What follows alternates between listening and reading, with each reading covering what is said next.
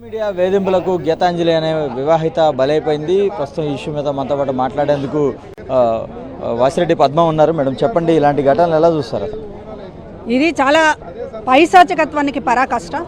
ఒక అమ్మాయి నిండు ప్రాణాన్ని, ఒక బీసీ మహిళ నిండు ప్రాణాన్ని బలి తీసుకున్నటువంటి Telugu Desam Janasena party psycho social media బ్యాచ్ని తక్షణం అరెస్ట్ చేసి కఠినమైనటువంటి చర్యలు తీసుకోవాలని డిమాండ్ చేస్తూ ఉన్నాము.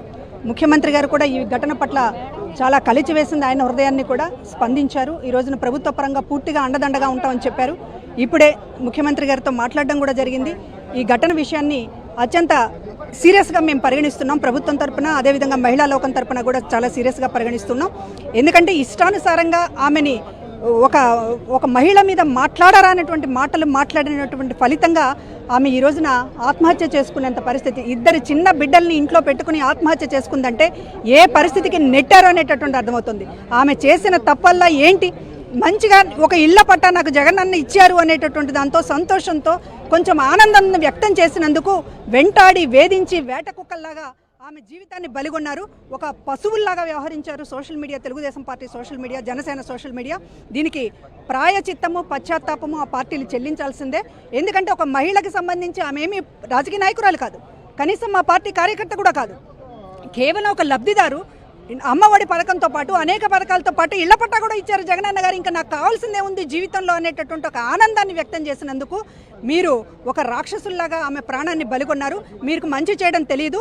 మీ జనసేన, మీ తెలుగుదేశం పార్టీ ఏలినటువంటి ప్రభుత్వ హయాంలో ఏ మహిళకి కూడా ఇంటి పట్టాలు ఇవ్వలేదు. ఆ మహిళ పేరుతో ఇంటి పట్టాలు వచ్చి వాళ్ళ మహిళలు సంతోషం వ్యక్తం చేస్తూ ఉంటే వాళ్ళని ఇష్టానుసారం బూతులు తిట్టి, వాళ్ళని మొత్తం కూడా బాడీ షేమింగ్ చేసి, ఇష్టానుసారం మాట్లాడి చివరికి బతకడం కంటే చావడం మేలు అనేటటువంటి ఒక పరిస్థితిని తీసుకొచ్చారు. ఇది మహిళా లోకం గమనిస్తూనే ఉంది. ఈరోజు మాట్లాడాలి, ఆ పార్టీ అధినేతలు మాట్లాడాలి. ఈ రోజున చంద్రబాబు నాయుడు గారు, పవన్ కళ్యాణ్ గారు మాట్లాడాలి. ఇవాళ గీతాంజలి మరణానికి కారణమైనటువంటి పార్టీల అధినేతలు నోరు విప్పకుండా ఈ రోజున ఏదో కళ్ళబొల్లి కబుర్లు చెప్తామంటే కుదరదు. ఖచ్చితంగా ఇవాళ ప్రభుత్వం అండగా నిలబడుతోంది, మేము అండగా నిలబడుతున్నాం గీతాంజలి కుటుంబానికి. కానీ ఈరోజు ఆ పార్టీ అధినేతలు, ఆమె మరణానికి కారణమైనటువంటి తెలుగుదేశం పార్టీ, జనసేన పార్టీ అధినేతలు స్పందించాలి, వేరే నాయకులు కాదు. అధినేతలు స్పందించాలి. ఈ రోజున ఆ కుటుంబానికి ఏం చెప్తారో ఇవాళ పబ్లిక్గా మీరు చెప్పాల్సినటువంటి బాధ్యత ఉందని చెప్తూ ఉన్నాను.